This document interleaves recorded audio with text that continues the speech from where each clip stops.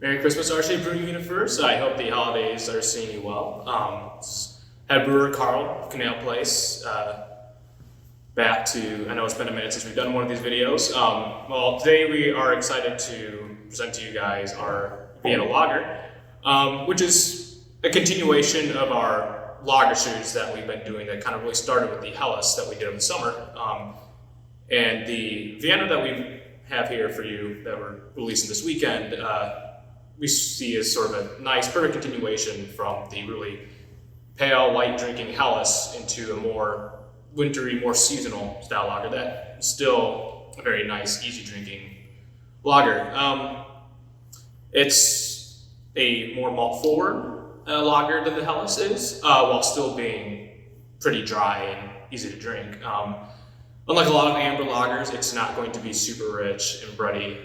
It's the idea behind a Vienna lager is to be more malt forward, but also to have a very much of a balance, whereas it drinks like a Helles, but still gives you more of a complex, defined, deeper malt character. So a real quick history on the Vienna Lager. Vienna Lagers predate the Pilsners of Bohemia by about a year as far as when they were first presented to the market. Obviously they first came to Austria in 1841, and they were brewed and invented by Anton Dreher, who was known at the time as the king of beer, because of how he kind of revolutionized the pale lager market. So typically when we think of pale lagers, we think of a Pilsner or a Helles, like we've done previously. But at the time, what we now know as a Vienna style lager was considered pretty pale for the time. Because before modern kilning technology for malts, most beer was usually at least ranging from a pretty dark chestnut color to basically black. They just didn't have the malting technology at the time to properly kiln their malts to a lower color. Anton Dreher, who was the son of an Austrian brewer himself, he spent some time traveling and studying brewing technology, and eventually he made his way to England, where he came across who would become his good friend, Gabriel Sedlmayr, who you may know from the Spaten Brewing Company, is a pretty big Bavarian brewing company that's still in business now. So he spent some time in England where he studied modern English kilning technology, where they discovered a way to properly kiln their malts without using direct fire. So you were able to malt your grains properly while still getting much more of a pale color. So eventually, Anton Dreher brought this technology back to Austria. Sedlmayr brought it back to Germany, where they incorporated this new malting technology to give us now much more pale-looking beers. Wouldn't be considered the palest beer by today's standards, but back then, this copper-colored beer would have been considered pretty pale. So England at the time, they were using these pale malts to make, pale ales, bitters, lighter colored beers. Sedlmayr and Anton Dreher were the first to really combine this kilning technology for lighter beers with the bottom fermenting lagering that was already going on at the time in Bavaria and surrounding regions. Now, like I said, this predates Pilsners by about a year, but they, a very similar kind of revolutionary step in, what we know as modern beers today, and especially lagers. Now, Vienna lagers have, for the most part, disappeared from Austria, but they were kept alive in Mexico, of all places. So usually about around World War I, Vienna lagers were kind of really going out of style. In fact, almost disappearing completely in Austria.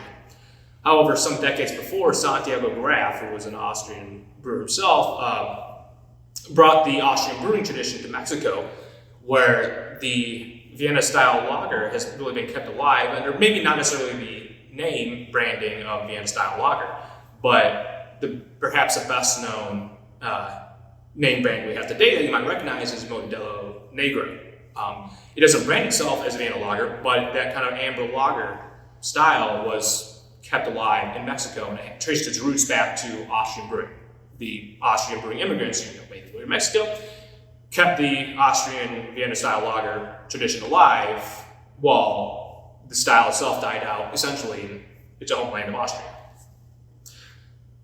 Now, the flavor of this should be, like I said, more malt forward, but not super malty and rich. So as opposed to a Märzen style Oktoberfest, which you're probably more familiar with, whereas those beers are much more rich and bready and deep and really malty and much more sweet.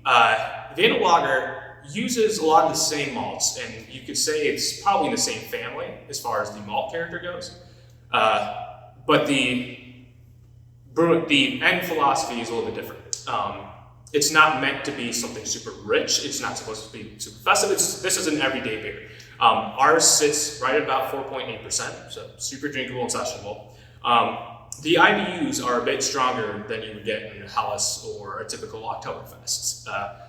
And the idea of that is to provide a drying balance. So you shouldn't be drinking this and thinking, oh, this is bitter. But there's enough bitterness there to kind of dry out the beer.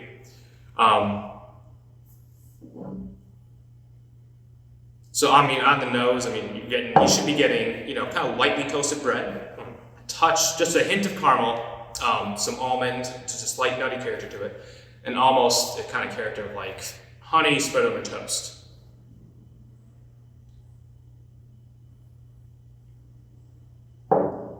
Now, to balance out that kind of lightly sweet, lightly toasted character, there's this sort of a spicy and herbal hop character that we're getting from our sauce hops in Hallertau Mittelfront. So, more healthily hopped than a typical Helles or Oktoberfest. Like I said, the point of that is not to make it bitter, but for that bitterness to kind of provide a drying balance to the beer. So whereas you might drink an Oktoberfest or an American Amber Lager and think this is kind of very, like I said, rich, bready, malty beer, instead of being malty and rich, this is more light toast, but still very drinkable. I mean, it really drinks like the Helles. Just slightly more of a complex, deep malt character. Now, what I recommend is, if you have the patience, I mean, this is a beer that, like most German-style lagers, you want to let warm up just a touch.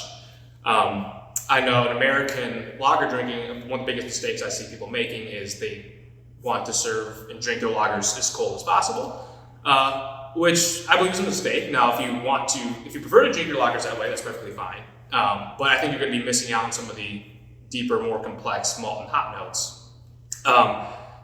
Of course, Coors and Budweiser and everyone have done their branding of you want to drink our lager as cold as possible because cold is refreshing. Part of that is, to mask the flavor of adjuncts like corn syrup or corn or whatnot. Whereas when using high quality ingredients in a German or Austrian style lager like this, you want to let it warm up just a touch. Just like the Helles, you want to drink it cool but not chilled. And once you start to let it warm up just a bit, you will start teasing out some more of those light toast, almond, caramel, honey characteristics. So that's our Vienna Lager. We are very excited to showcase this for you. We have plans to eventually down the line distribute this, and we're going to be distributing more lagers in the future. So we have a Pilsner coming down the line that will be available in cans later this year, as well as the Akroner Helles. We are going to be canning that as well, and then perhaps sometime next year we will be dialing in our Vienna Lager recipe and providing that in cans as well. So, thank you everyone. Happy holidays. Prost.